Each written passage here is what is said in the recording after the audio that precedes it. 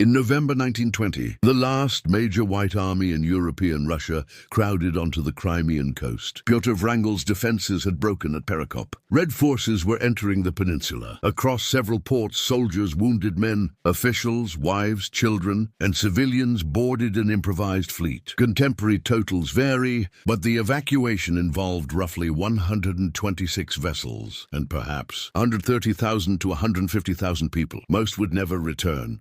They lost more than a campaign. Officers lost rank, pay, property, and citizenship. Cossacks lost the territories that had defined their communities. Families were separated between ships and shore. Those who remained faced screening, imprisonment, and executions whose exact scale is disputed. Those who escaped entered camps, construction gangs, universities, foreign armies, and intelligence networks. One commander would disappear from a Paris street. Another would refuse Nazi help and support. Russia's defense under the regime that had defeated him. So what happened to the White Army after the Bolsheviks won? It did not vanish in one surrender. It broke apart, and each fragment found a different way to survive. The White Army was never one army with one government or one agreed future. It was a label applied to several anti-Bolshevik forces that formed after the revolutions of 1917, the Volunteer Army and the Armed Forces of South Russia, Admiral Alexander Kolchak's armies in Siberia, Nikolai Yudennik's Northwestern Army near Petrograd, northern forces around Arkhangelsk, Cossack hosts on the Don, Kuban, and in the east, and smaller formations scattered across the former empire. They cooperated unevenly,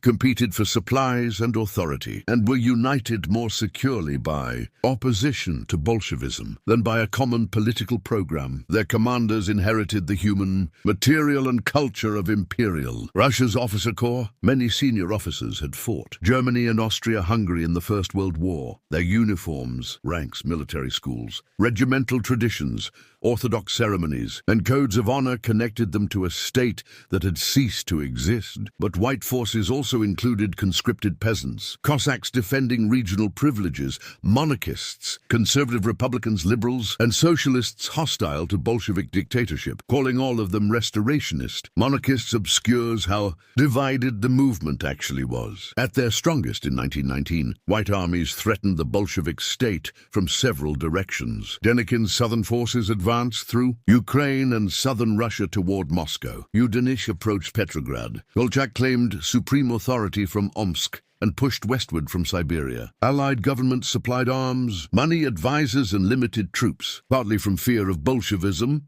and partly from unfinished wartime commitments. To supporters, the whites appeared to offer the possibility that Bolshevik rule could still be reversed. To many opponents, however, they represented returning landlords, military coercion, foreign intervention, and the old empire's refusal to recognize national independence. The white commitment to a one and indivisible Russia alienated important non-Russian movements that were also fighting Moscow. Their social position made defeat especially destructive. An imperial officer did not merely lose a job when his army collapsed.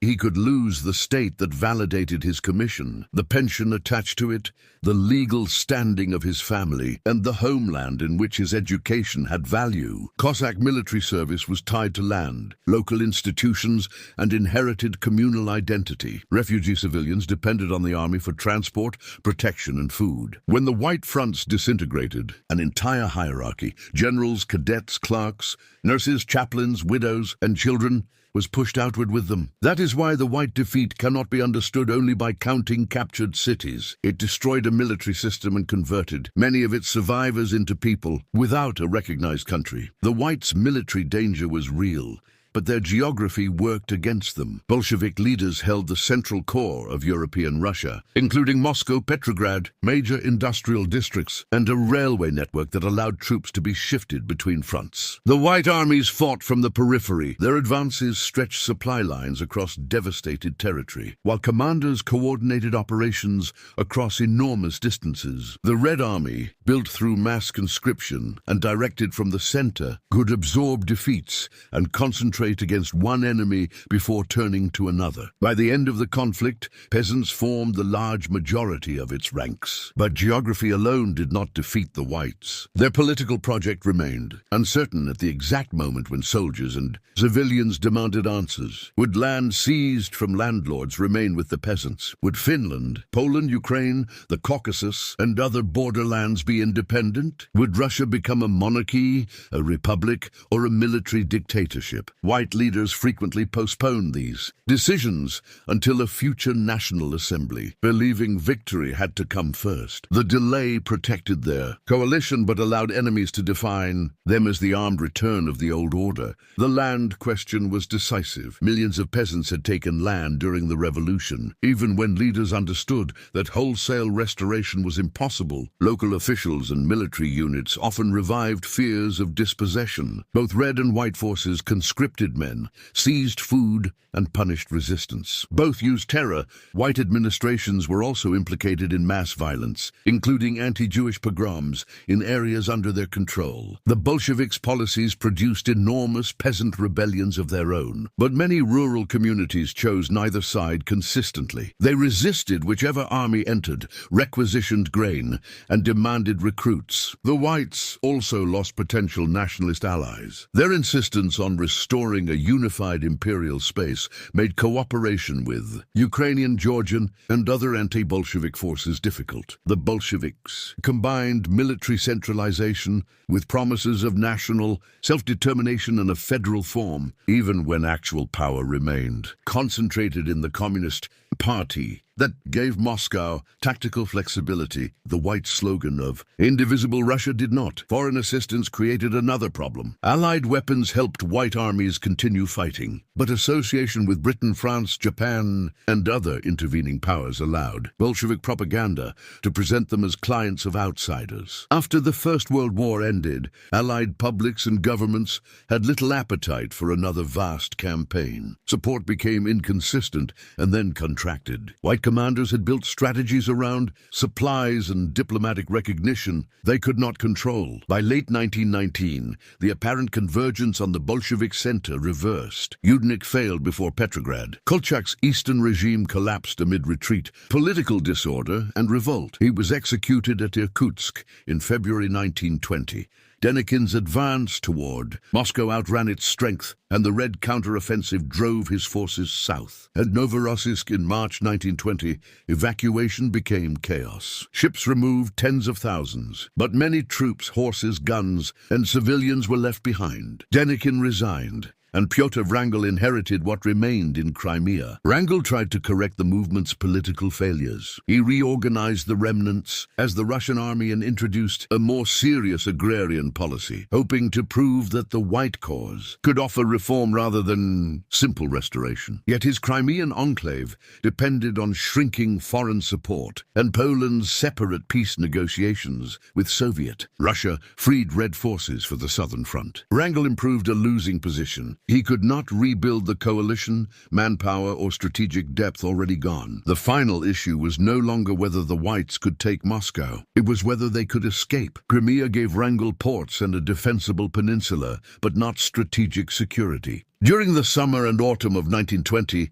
his army launched operations north of the isthmus, seeking room, recruits, and leverage. The results did not alter the balance. Once the Polish-Soviet war moved toward an armistice, the Bolsheviks transferred forces south. Mikhail Frunze commanded the offensive against Crimea, supported by a Red Army now able to mass overwhelming strength and by cooperation with Nestor Makhno's insurgent forces, whose relationship with the Bolsheviks would soon end in renewed repression. The gateway was Perekop, where narrow approaches, fortified positions, shallow water, cold, and exposed terrain turned geography into a weapon. In early November, Red troops attacked the defenses across the Perekop Isthmus and the Sivash. White resistance delayed them, but did not stop the breakthrough. Wrangel had prepared evacuation plans before the front finally failed. That decision separated Crimea from the earlier disaster at Novorossiysk. Ports received assignments. Units were told where to embark. Ships were gathered from the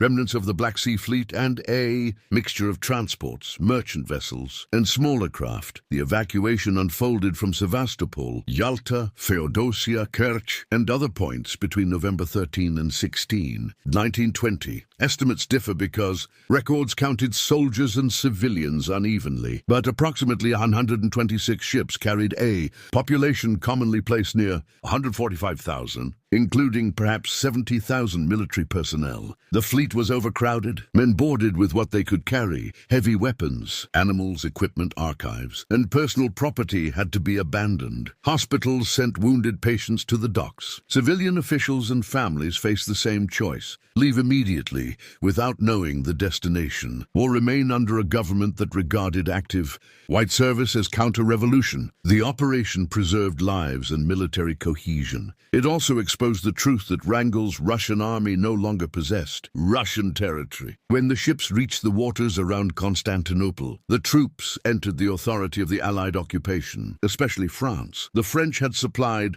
the whites but did not intend to support an indefinite army of tens of thousands. They wanted the men disarmed, dispersed, repatriated, or accepted by another country. A United States diplomatic report described the emergency bluntly. Constantinople had accommodation for only a fraction of the arriving refugees, while food, fuel, clothing, and suitable housing were scarce or costly. Wrangel resisted immediate dissolution. He believed that if the troops scattered as individuals, the white cause would end, and refugees would become defenseless laborers. The army was therefore divided among camps and naval anchorages. The 1st Army Corps, commanded by Alexander Kutepov, went to Gallipoli. Cossack formations were placed on Lemnos and at other sites. The fleet, eventually sent to Bizerte in French-controlled Tunisia, remained a visible relic of the defeated state. Its ships were interned. After France recognized the Soviet Union in 1924, Russian naval ensigns were lowered. Elsewhere,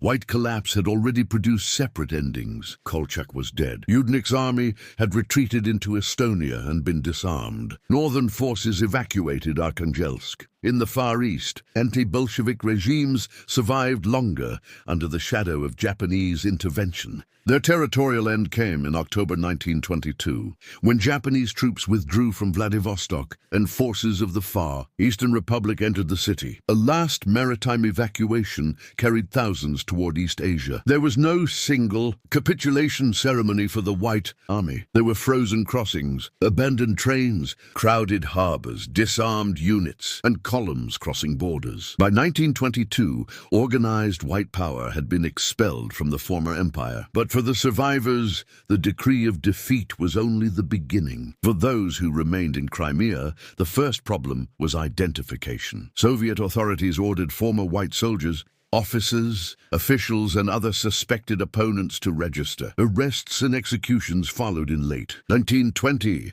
The scale remains deeply contested. Archival research confirms organized killing of prisoners and civilians associated with the defeated regime. But estimates range widely, and some older figures cannot be verified. The defensible conclusion is that thousands were killed after resistance ended, and that surrender did not guarantee safety. Survival involved more than execution. Former officers could be imprisoned, sent into forced labor, placed under surveillance, or barred from positions matching their training. Property left by evacuees was confiscated or occupied. Families associated with the white cause could lose homes, income, and social standing. Cossack regions had already experienced civil war, requisitioning, population displacement, and policies directed against Cossack institutions and elites. Defeat removed protection for their land and autonomy. Some former specialists were employed, others were repeatedly arrested. White service remained a dangerous biographical fact. For the evacuees, safety began with dependence. The Crimean fleet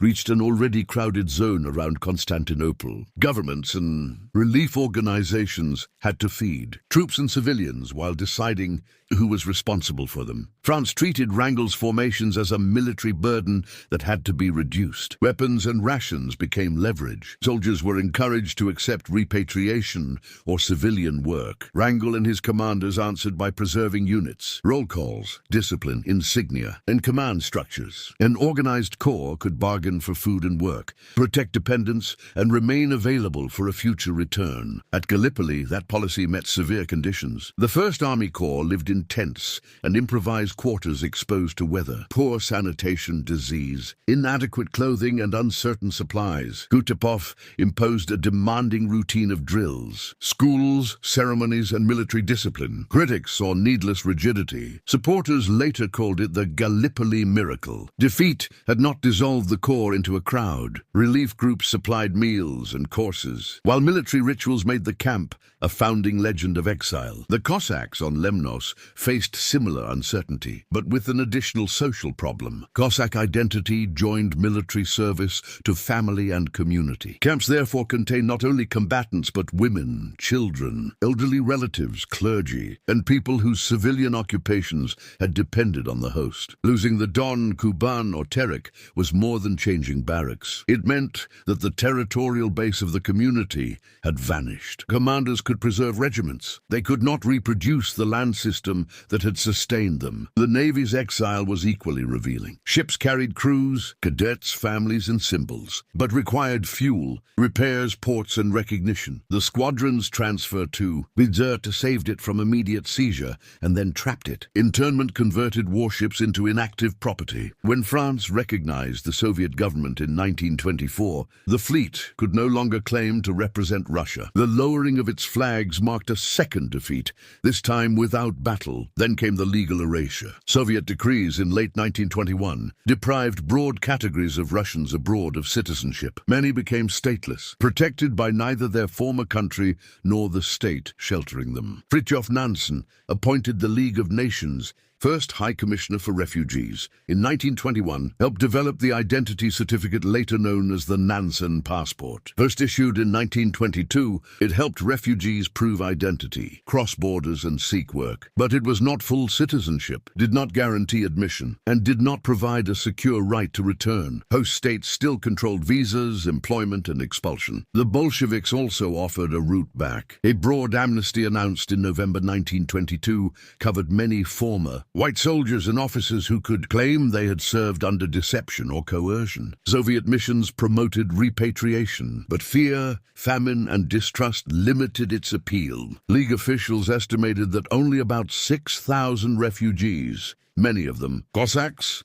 returned through official schemes, and Soviet cooperation with the program soon faded. Return was possible, but never neutral. It required a former white soldier to trust the state he had fought and to accept that his service record would follow him. By the mid-1920s, emergency had become permanent. The refugees had escaped battlefield annihilation, but their army no longer controlled territory, revenue, citizenship, or foreign policy. What remained was discipline, memory, and a network of people deciding whether to wait, return, assimilate, or continue the war by other means. The first path was return. Repatriation appealed most to men who had families in Soviet territory. No money, little political commitment, or no realistic future in the camps. Some had been conscripted into white formations and did not regard themselves as permanent enemies of the revolution. Soviet amnesty language offered a legal opening, and organized voyages carried several thousand home. Their later experiences varied. Some resumed ordinary life or found work because the new state needed trained personnel. Others encountered surveillance, discrimination, arrest, or renewed investigation, particularly as Soviet repression expanded. The choice to return was therefore neither proof of reconciliation nor a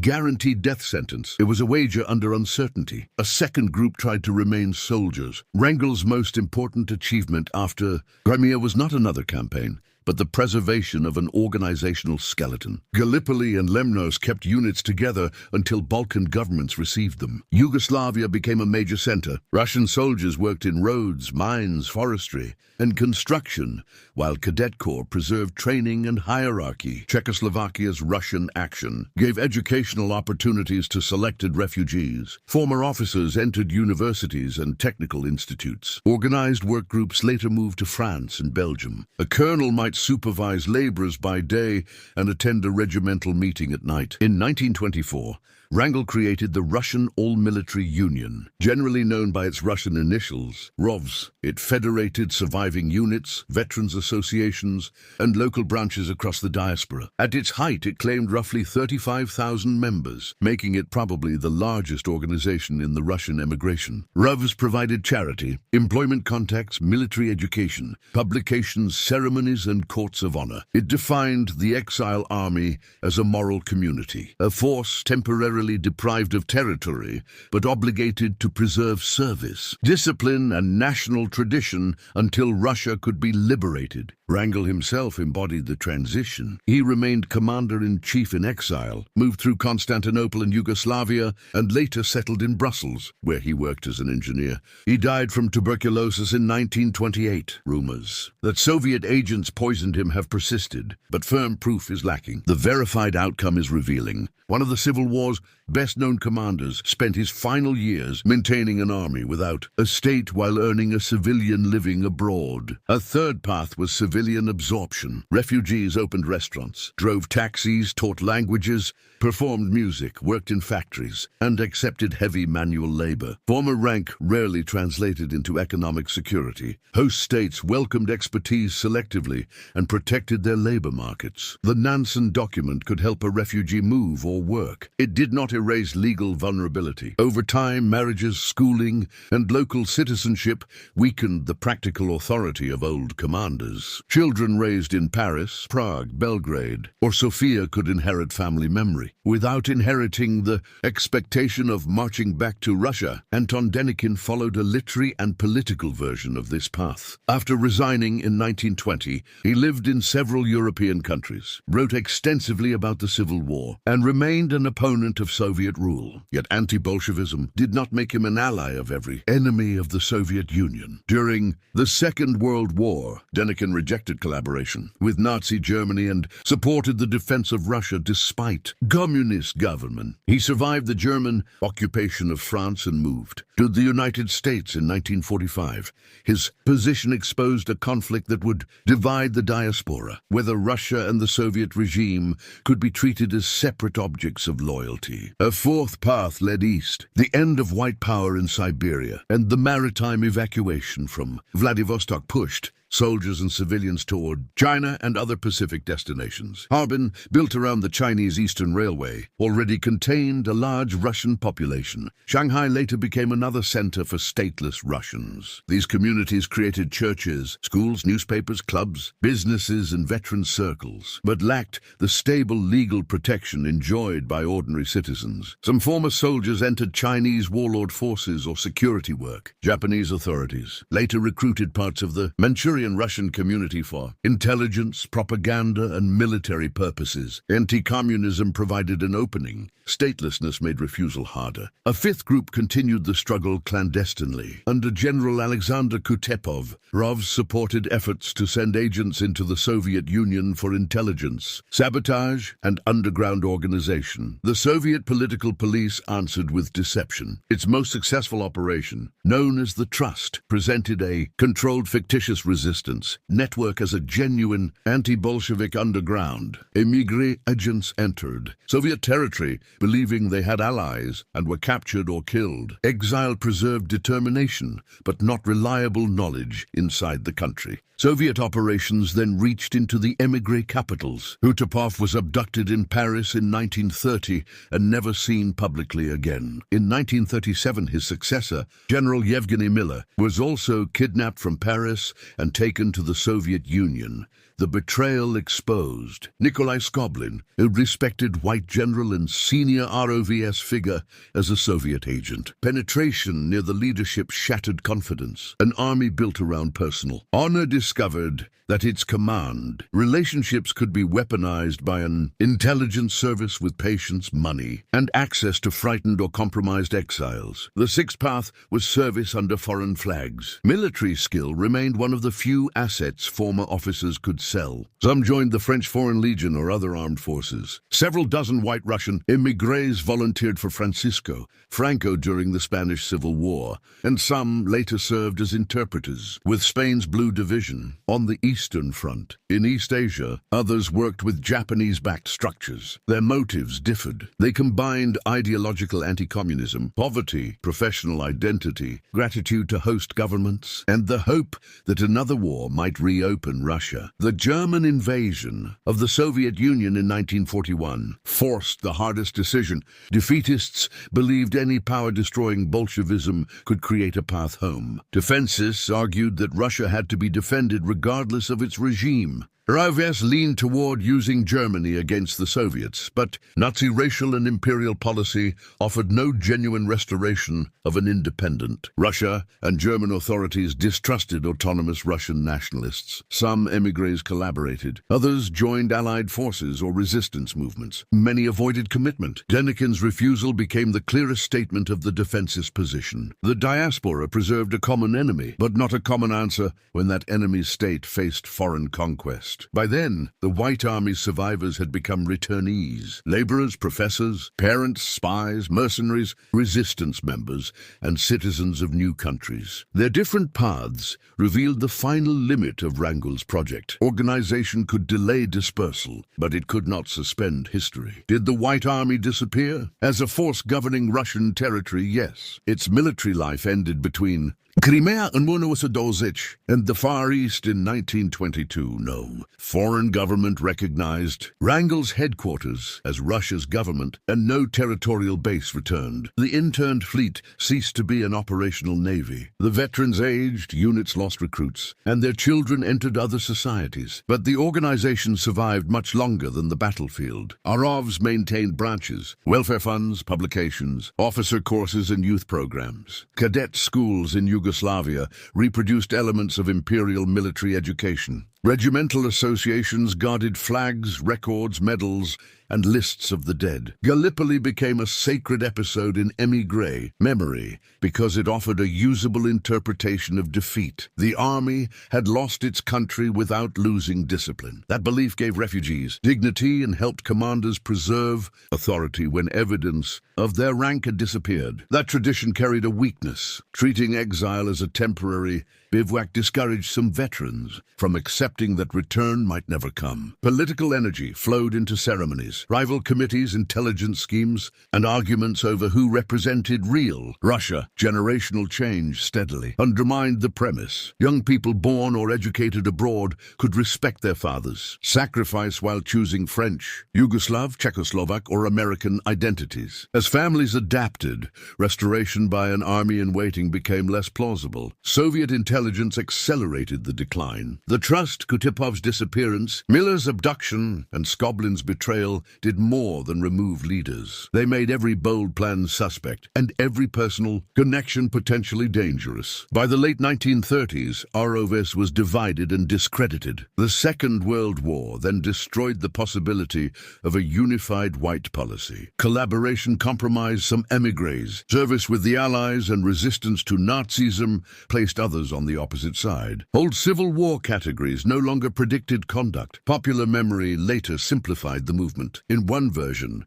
the whites became flawless guardians of faith, honor, and a lost civilized Russia. In another, they were merely landlords, monarchists, and foreign-backed reactionaries. Neither suffices. The movement included officers of exceptional courage and civilians fleeing genuine persecution. It also contained authoritarian politics, internal rivalries, coercive requisitioning, and forces responsible for terror and pogroms. Its leaders correctly feared Bolshevik dictatorship, but many failed to offer peasants and non-Russian peoples a political settlement convincing enough to win the war. The later reputations of white commanders remain contested. Wrangel is remembered as the general who organized an evacuation and attempted reform after earlier failures. Denikin is remembered both as a commander of a violent civil war and as an émigré who refused Nazi collaboration. Kolchak has been condemned as a dictator and commemorated as an anti-Bolshevik patriot. These disputes are unsurprising. The White Movement left no agreed constitution, no completed political program,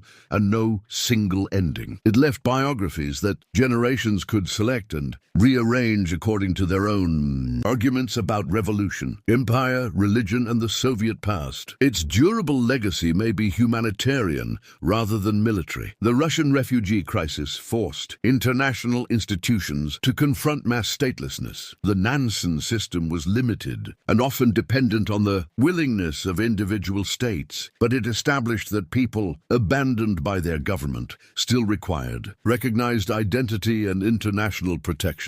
Hundreds of thousands of Russian and Armenian refugees eventually received Nansen documents. The solution did not restore a homeland. It made life without one administratively possible. The White Army therefore survived in three reduced forms: as a veterans institution, as a political myth, and as family memory. Its military traditions crossed borders, but they ceased to command a single loyalty. Its descendants preserved churches, language, archives, songs, graves, and stories while becoming part of other nations. What disappeared was not every white soldier or every white idea. What disappeared was the world in which those men could assume that uniform. State, territory, and identity belonged together. What happened to the White Army after the Bolsheviks won? It survived as people, not as an army. Those who remained could be executed, imprisoned, watched, or absorbed into Soviet life. Several thousand returned under amnesty. Far more built lives abroad as refugees.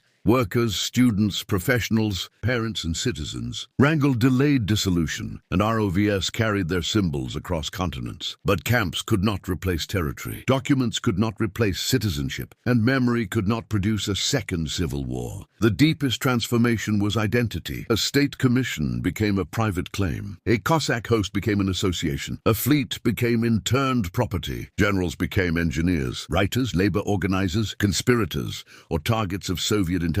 When another war arrived, shared anti-communism could not decide whether loyalty meant attacking the Soviet regime or defending Russia. The White Army's military defeat was complete. Its human aftermath was not. It continued in institutions, family histories, political arguments, and the international law created for stateless refugees. The final judgment is this: the Bolsheviks destroyed the Whites' capacity to rule Russia, but exile transformed their defeat into a dispersed legacy that neither restoration nor assimilation entirely erased. Which defeated army or abolished military order should we follow next? Subscribe to After the Sword for more stories about what came after the final battle.